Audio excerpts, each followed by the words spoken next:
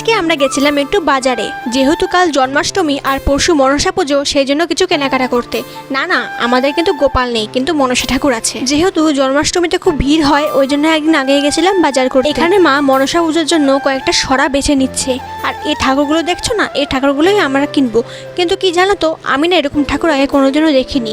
আমি শ্বশুরবাড়িতে এসে এই সমস্ত দেখছি, কেননা আমাদের মাইশ্বরদের মধ্যে নাকি এসব পুজো করতে হয়। মা আমাকে বললো, তুই তোর পছন্দ মতন একটা ঠাকুর বেছে নে। তাই আমি নিয়ে নিয়েছি। দেখো এই ঠাকুরটা কত ভালো লাগছে, তাই না? ঠাকুর কেনা হয়ে গেলে চলে আসলাম গুড়ের দোকানে। এখানে গুড় কিনে নিয়ে চলে গেলাম ফলের দোকান। এখানে প্রায় অনেক রকমের আমরা ফল কিনে নিয়েছি। আর আমাদের এই মনসা পুজোর ব্লগ তোমাদের সাথে অবশ্যই শেয়ার করব। ফল কেনা হয়ে গেলে এখানে কয়েকটা গোপালের জামা দেখে নিচ্ছিলাম। পরে চলে আসলাম মুদিখানা দোকানে। তোর জন্য নাকি চিড়ে আর বাতাসা লাগে, তো সেটাই নিতে এসেছিলাম, সেটাও নেওয়া হয়ে গেল।